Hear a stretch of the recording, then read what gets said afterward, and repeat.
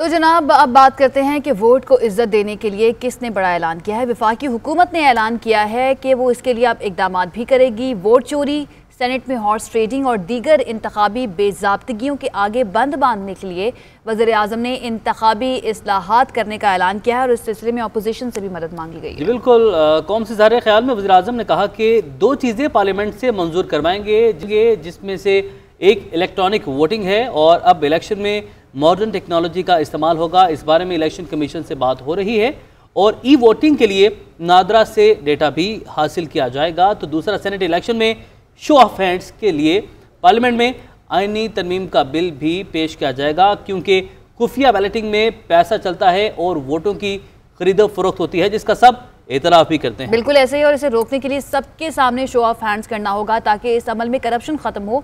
अब बाकी सियासी जमातें जो हैं उन पर है कि वो इसकी हिमायत करती हैं या नहीं, क्योंकि इस मकसद के लिए आईनी तरमीम करनी होगी, जिसके लिए 2/3 अक्सरियत चाहिए।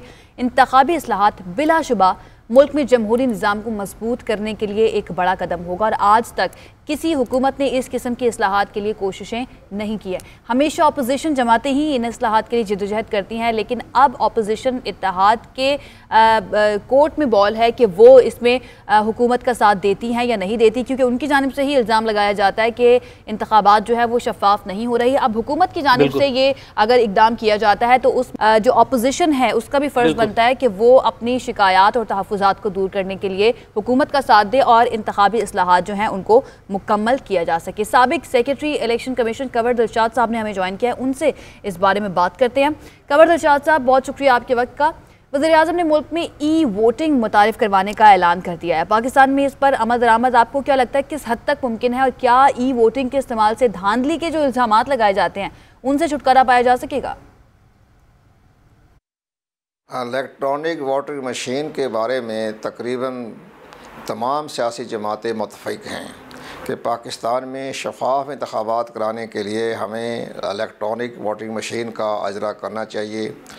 उसके लिए इलेक्शन कमीशन पाकिस्तान ने अपना होमवर्क मुकम्मल किया हुआ है। इसके लिए सबसे बड़ी अहम बात यह है कि आइन के आर्टिकल 218, 219, 224 में तरमीम करनी पड़ेगी ताकि इसको कानूनी हैसियत हासिल हो जाए।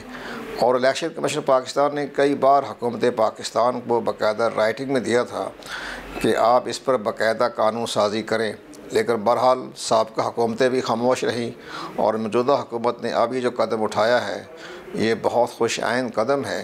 अगर इस पर अमल दरामद हो जाता है तो पाकिस्तान में जो हमारी सियासी जमातें इंतखाबी नताइज को तस्लीम नहीं करती अपने शिकस्त खाने के बाद, तो इसके नफाज के बाद कोई किसी किस्म का भी शक व शबा नहीं रहेगा और पाकिस्तान में शफाफ इंतखाब की राह हमवार हो जाएगी। तो लेकिन प्राइम मिनिस्टर साहब को सबसे पहले इसके लिए कानून साजी करनी पड़ेगी। इंडिया में 1984 में केरला स्टेट ने बराह रास्त इंतखाबात कराने के लिए इलेक्ट्रॉनिक वोटिंग मशीन का अजरा किया था, लेकिन सुप्रीम कोर्ट ऑफ इंडिया ने उस इलेक्शन को कालादम इस बिना पे कर दिया था कि पहले कानून साजी कराई जाए। तो पहले इस पर कानून साजी हो जाए तो इसके बाद इलेक्शन कमीशन पाकिस्तान इस स्कीम पर अमल दरामद करा देगा। तमाम उनका होमवर्क मुकम्मल है, सिर्फ आइन और कानून की तरमीम के फ़ौरन बाद ये स्कीम जो है ये इंतखाबी इस्लाहात कामयाबी के मरहल से गुजर जाएगी।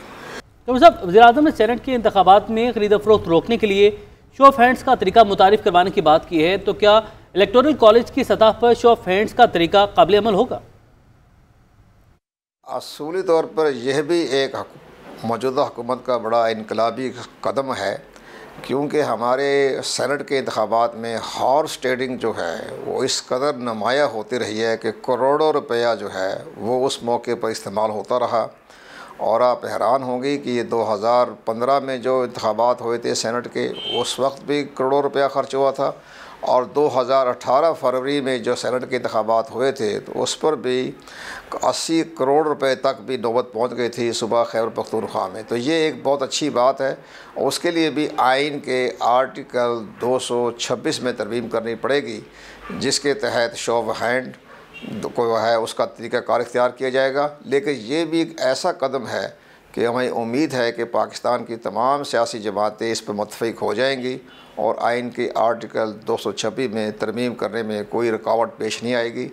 और क्योंकि उसमें आइन के आर्टिकल 226 में लिखा हुआ है कि सेनेट का इलेक्शन बाय सीक्रेट बैलेट पे होगा, तो वहाँ फिर उन्हें तरमीम करके उस पर ओपन करें या डिवीज़न के ज़रिए करें, लेकिन उसमें आइन के आर्टिकल 226 में तरमीम लाजमी है और ये बड़ा खुश आइन कदम है। ठीक है, कमर दिलशाद साहब हमारे साथ मौजूद थे, बहुत शुक्रिया आपके वक्त के लिए। और अब आयशा में लगता है कि सही वक्त आ गया है, वोट को इज्जत दो का जो नारा है उसको अमली तौर पर अमली जामा पहनाया जाए और अपोजिशन हुकूमत का साथ दे। अच्छा, ये शो ऑफ हैंड की जो बात हुई है, ये कोई पहली दफ़ा वज़ीर-ए-आज़म ने नहीं की, बल्कि जब इमरान खान अपोजिशन में भी थे उस वक्त से ये बात चल रही है। 2015 में उनकी जानिब से कहा गया था कि ऐसा कानून लाया जाए कि शो ऑफ हैंड होना चाहिए, ताकि जो सेनेट इलेक्शन है उसमें ये जो करप्शन होती है और पैसा चलता है, हॉर्स ट्रेडिंग होती है, उसको रोका जा सके।